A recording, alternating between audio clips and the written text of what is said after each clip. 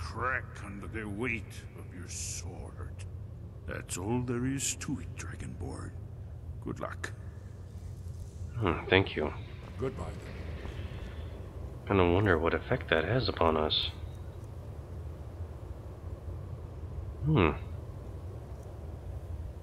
Increased chance to hurt those dragons. I'll take it.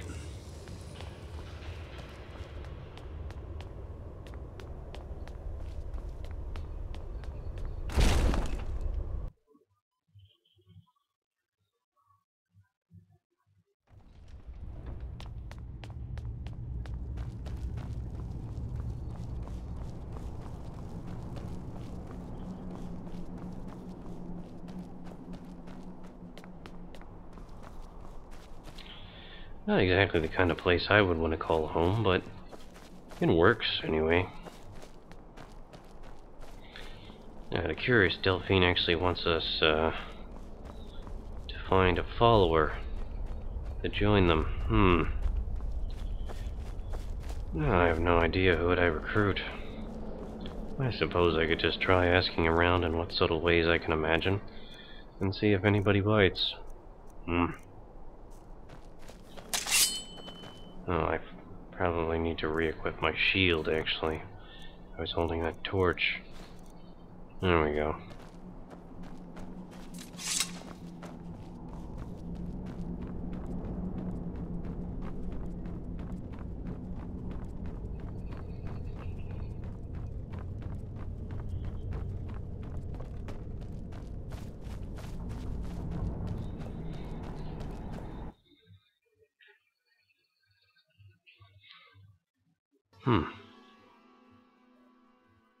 That is an interesting looking sword. Anyway, let's get back to our beloved little brownie. Sure, she misses us by now. Well, good news, Brownie. We've got ourselves a little bit of a fortress here. Interestingly enough, though, they seem to want us to return all the way to the Greybeards, way up here, and talk to their spokesperson, Arngeir. But you know what? While we're this far west, I think it'd be a good idea if we headed on over to Markarth and see what that town was like. Maybe we can sell or trade, or maybe even pick up some new equipment. Something to that effect, anyway. All we really have to do is to keep going west. Something I imagine we just follow the river here, it'll eventually lead us right there. Well, perhaps it would be easier if we turned around and headed back this way. Or maybe not. This seems to come from the south. And there doesn't really seem to be a good way to go along the river. Well, maybe we can go along this way. Is that a path?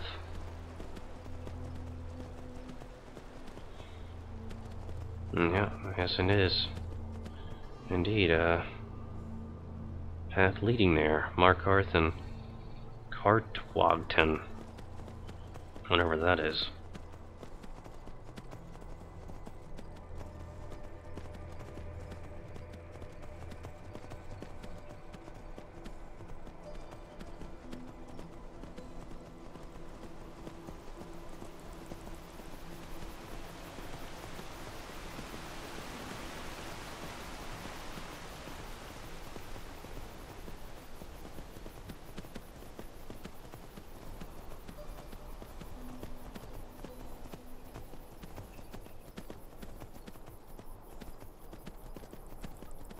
So foggy out here. Yeah, it is peaceful though. Deceptively so. Okay, that's the way to Markarth. And down to the right is, whatever this town is. Yeah, hello there, stranger. I'm on my way to Solitude to join the Legion. A united empire is better for everyone.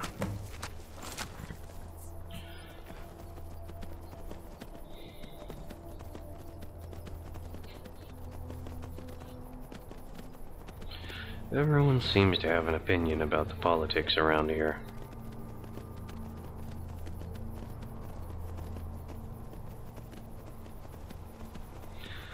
I have to say I really don't care about the rebellion all that much.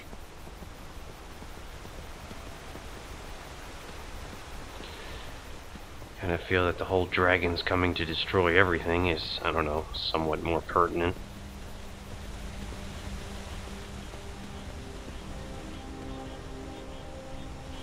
And this is a strange little town. What happened to you, Pop? The Forsworn have taken Fullskaker mine. We're the only ones left. You two head inside and get some rest. I'll send word to the Jarl.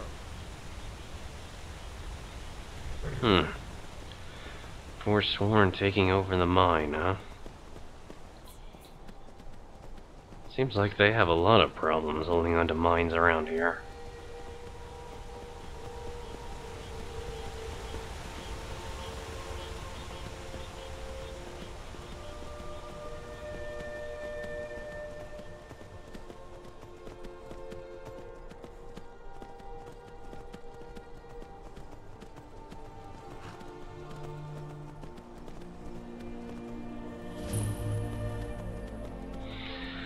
Well, looks like this is where you're gonna get to enjoy a temporary stay, Brownie. Here at the stables. Oh my gosh, they even have a nice, yummy bale of hay waiting right here for you, actually.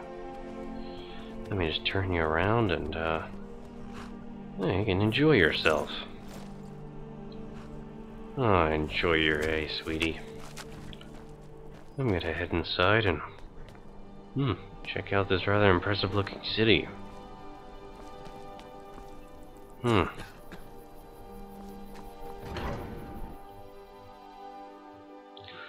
Clavicus Viles, the Daedric Prince of Power. He is fond of enticing mortals with tempting pacts, which they later come to regret. Bit of jewelry for your journey home? Oh, this pendant would look lovely on my sister. What the hell?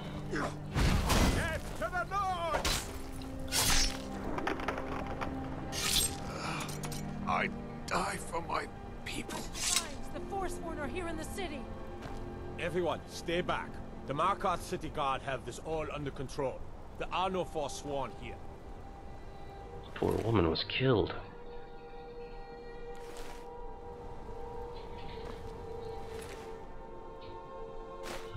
Gold, lockpick, mead. I don't need a ring of minor destruction. He had miner's clothing on him, too. We'll handle things from here. Move along. That man shouted something about the Forsworn. I said move along. The Forsworn are just a bunch of madmen. We have everything under control. Stay out of it. Fine, fine. All right, then. A woman attacked right on the streets. Are you alright? Did you see what happened? Yeah, I was there. I heard some shouting about the Forsworn, and then he knifed her. I finished him off. A Forsworn? Strange. Well, I hope the Eight give you more peace in the future, for what it's worth. Oh, I think you dropped this. Some kind of note. Looks important. You know anything about this attack? No. I was just getting some fresh air. Had one too many pints of mead at the Silver Blood Inn. Is this your note? What does this mean? No. Oh. I was just getting some... No. Ah! I was just getting some fresh... No. Okay, I was yeah, just this getting is some getting a fresh little air. bit silly. My note? No, that's yours. Must have fallen out of your pocket. Interesting. All right, then.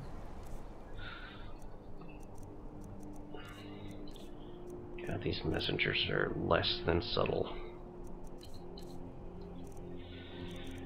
Aye.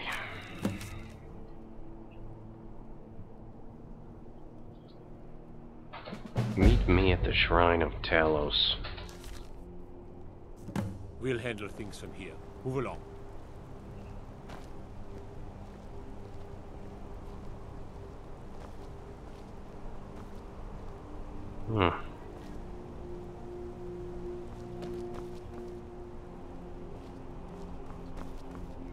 What's up this way? This wouldn't happen to be the way to the Shrine of Tellus, would it? What is it? Man. This city is amazing. Everything is built into a mountain. Oh my gosh, oh, no. Apparently it's nighttime, so we won't be engaging in trading at the moment. Though some rest at the Silverblood Inn would certainly be appreciated.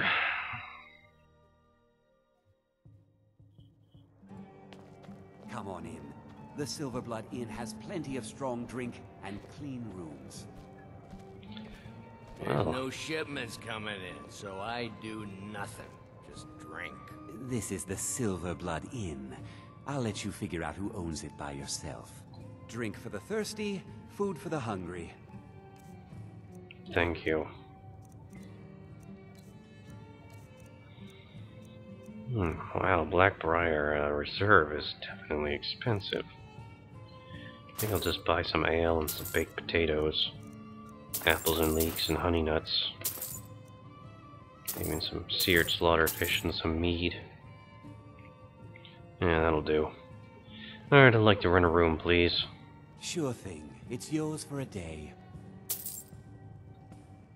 I'll show you to your room. Right this way. Don't mind the yelling. My parents are always going at each other. Okay. Let me know if there's anything else you need. Unlike my husband Clever, I watch after our guests. What was that you said, venomous wife of mine? Nothing, you pig-headed oaf. They seem like a happy couple. I really like this elaborate stone architecture in this city. It's very interesting. The fact that I have a stone bed. That is not what I like. Oh, what can you do, though? Alright, let's get out of all this armored nonsense. I am going to keep my glass dagger at the ready, just in case of more of those Forsworn show up. Oh, I say it's high time I enjoy a meal. Hey, maybe even perhaps read one of the books I have here. I think I'll eat an apple, drink some ale, some of those leeks, honey nut treat. And maybe I'll go through one of these books I found. Which one? How about A Dance in Fire, Volume 2, by Vaughan Jarth. It was a complete loss. The Cathay Rot had stolen or destroyed almost every item of value in the caravan in just a few minutes' time. Decimus Scotty, oh, we remember reading about him. Wagon load of wood he had hoped to trade with a Bosmer had been set on fire and then toppled off the bluff.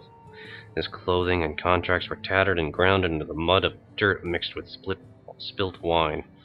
All the pilgrims, merchants, and adventurers in the group moaned and wept as they gathered the remnants of their belongings by the rising sun of the dawn. I best not tell anyone that I managed to hold on to my notes from my translation of the Munneria Playbar, whispered the poet Qwib Qwib. They'd probably turn on me. Scotty politely declined the opportunity of telling Malin just how little value he had himself placed on the man's property. Instead, he counted the coins in his purse, 34 gold pieces. Very little indeed for an entrepreneur beginning a new business. "Hoi!" came a cry from the wood. A small party of Bosmer emerged from the thicket clad in leather mail and bearing arms. "Friend or foe?" "Neither," growled the convoy head. "You must be the Cyrodiils," laughed the leader of the group, a tall, skeleton-thin youth with a sharp, vulpine face. "We heard you were en route. Evidently, so did our enemies." "I thought the war was over," muttered one of the caravan's now ruined merchants. Bosmer laughed again. "No active war, just a little border enterprise. You are going on to Falanesti." "I'm not," the convoy head shook his head. "As far as I'm concerned, my duty is done. No more horses, no more caravan. Just a fat profit loss to me." The men and women crowded around the man, protesting, threatening, begging, but he refused to step foot in Valenwood. If these were the new times of peace, he said, he'd rather come back for the next war. Scotty tried a different route and approached the Bosmer. He spoke with an authoritative but friendly voice, the kind he used in negotiations with peevish carpenters. I don't suppose you'd consider escorting me to Falanesti. I'm a representative for an important Imperial agency, the Yatri's Building Commission, here to help repair and alleviate some of the problems the war with Qwib brought to your province. Patriotism... 20 gold pieces, and you must carry your own gear if you have any left, replied the Bosmer. Skadi reflected that negotiations with peevish carpenters rarely went his way either. 6 eager people had enough gold on them for payment. Among those without funds was the poet, who appealed to Skadi for assistance. I'm sorry, Griff. I only have 14 gold left over. Not even enough for a decent room when I get to Valanesti. I really would help you if I could, said Skadi, persuading himself that it was true. The band of 6 and their Bosmer escorts began the descent down a rocky path along the bluff. Within an hour's time, they were deep in the jungles of Valenwood. A never-ending canopy of hues of browns and greens obscured the sky. A millennia's worth of fallen leaves formed a deep, wormy sea of putrefaction beneath their feet. Several miles were crossed wading through the slime.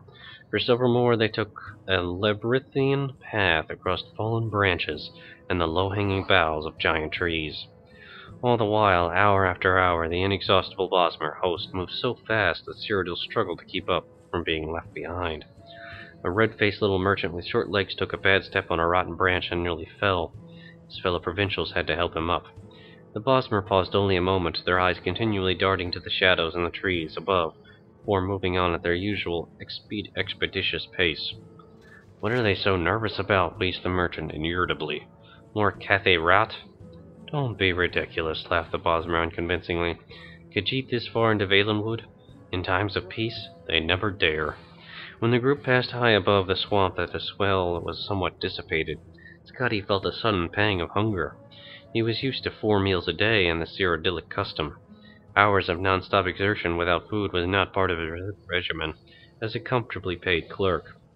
He pondered, feeling somewhat delirious, how long they had been trotting through the jungle. 12 hours, 20, a week. Time was meaningless. Sunlight was only sporadic through the vegetative ceiling. Phosphorescent molds on the trees and in the muck below provided the only regular illumination. Is it at all possible for us to rest and eat? He hollered to his host up ahead. We're near to Falanesti, came the echoing reply. Lots of food there. The path continued upward for several hours more, across a clot of fallen logs, rising up to the first and then the second boughs of the tree line. As they rounded a long corner, the travelers found themselves midway up a waterfall that fell 100 feet or more. No one had the energy to complain as they began pulling up the stacks of rock, agonizing foot by foot. The Bosmer escorts disappeared into the mist. Skadi kept climbing until there was no more rock left. He wiped the sweat and river water from his eyes.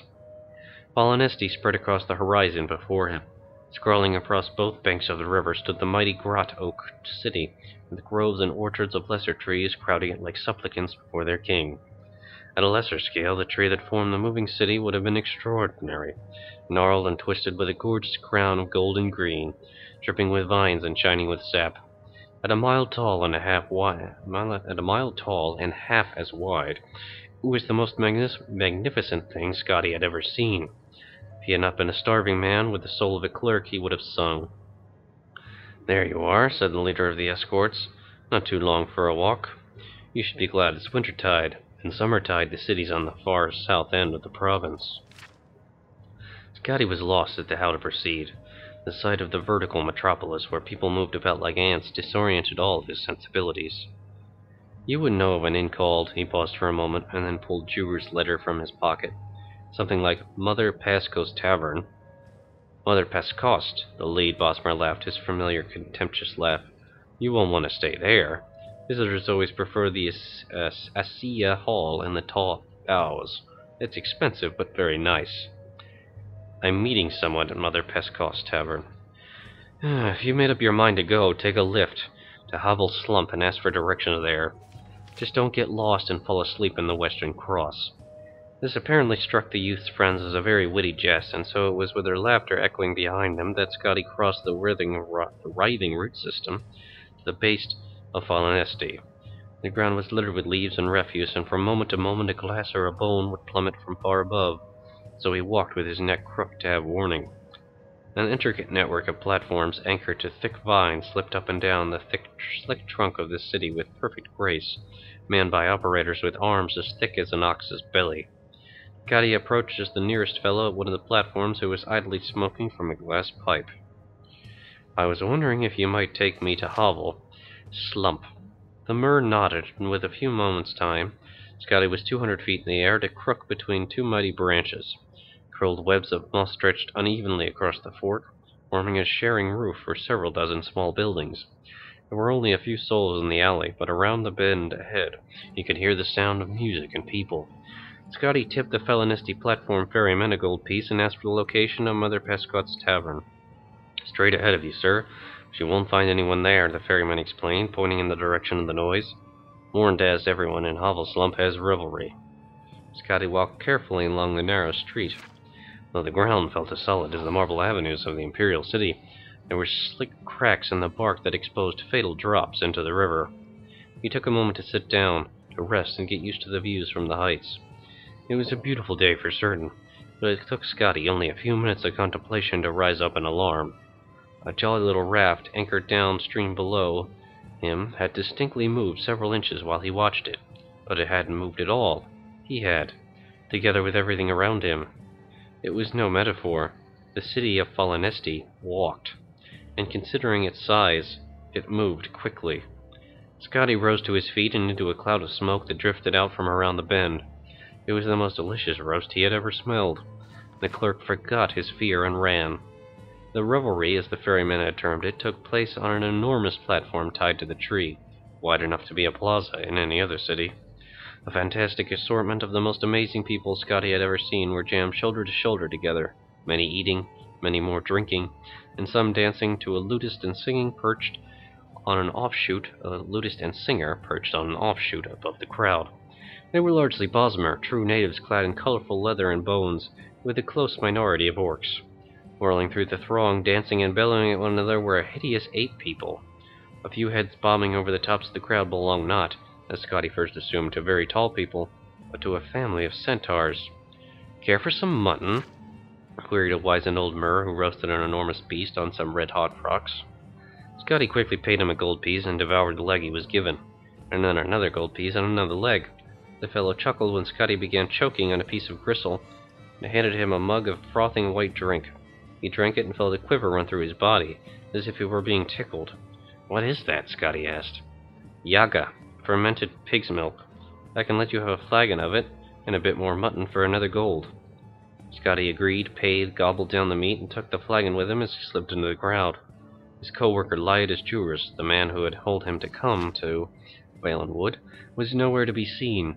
When the flagon was a quarter empty, Scotty stopped looking for Juris.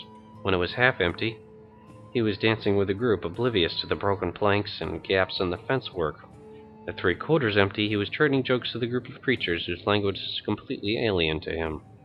By the time the flagon was completely drained, he was asleep, snoring, while the revelry continued on all around his supine body. The next morning, still asleep, Scotty had the sensation of someone kissing him. He made a face to return the favor, but a pain like fire spread through his chest and forced him to open his eyes. There was an insect the size of a large calf sitting on him, crushing him, its spiky legs holding him down, while a central spiral-bladed vortex of a mouth tore through his shirt. He screamed and thrashed, but the beast was too strong. It found its meal, and it was going to finish it. "It's over," thought Scotty wildly. "I should have never left home. I could have stayed in the city and perhaps found work with Lord Vinesh. I could have begun again as a junior clerk and worked my way up." Suddenly the mouth released itself. The creature shivered back, expelled a burst of yellow bile, and died. "Got one!" cried a voice not too distantly. For a moment Scotty lay still. His head throbbed and his chest burned. In the corner of his eye he saw movement. Another of the horrible monsters was scurried towards him. He scrambled, trying to push himself free, but before he could come out there was the sound of a bow cracking and an arrow pierced the second insect. "Good shot!" cried another voice. "Get the first one again, I just saw it move a little." This time Scotty felt the impact of the bolt hit the carcass. He cried out, but he could hear how muffled his voice was by the beetle's body. Cautiously he tried sliding a foot out and rolling under, but the movement apparently had the effect of convincing the archers that the creature still lived. A volley of arrows was launched forth. Now the beast was sufficiently perforated so pools of its blood, and likely the blood of its victims, began to seep out onto Scotty's body.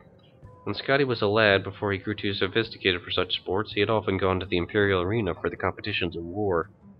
He recalled a great veteran of the fights when asked, telling him his secret. Whenever I'm in doubt of what to do, and I have a shield, I stay behind it. Scotty followed that advice. After an hour, where he had no longer heard arrows being fired, he threw aside the remains of the bug and leapt as quickly as he could to his stand. It was not a moment too soon. A gang of 8 archers had their bows pointing his direction, ready to fire. When they saw him, they laughed. Didn't anyone ever tell you not to sleep in the Western Cross? How are we going to exterminate all the Horvars if you drunks keep feeding him? Scotty shook his head and walked back onto the platform round the bend to Hovel's slump. He was bloodied and torn and tired, and he had far too much fermented pig's milk. All he wanted was a proper place to lie down. He stepped into Mother Pescot's tavern, a dank place wet with sap, smelling of mildew. "My name is Decimus Scotty," he said. "I was hoping you have someone named Juris staying here." "Decimus Scotty," pondered the fleshy proprietress, Mother Pescot herself. "I've heard that name. Oh, you must be the fellow he left the note for. Let me go see if I can find it." Yeah, and that's where the book ends. Another interesting adventure for Decimus Scotty. Seems he gets himself into a lot of trouble, doesn't it? Can't help but wonder if he's still alive and whether I can beat him someday. I don't know. It'd be interesting, to say the least.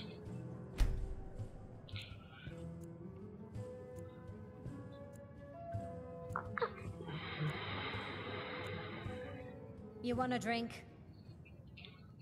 What are you doing in our room? Oh, if you're here, what's on the menu? Depends. Are you thirsty, hungry, both? Both, actually.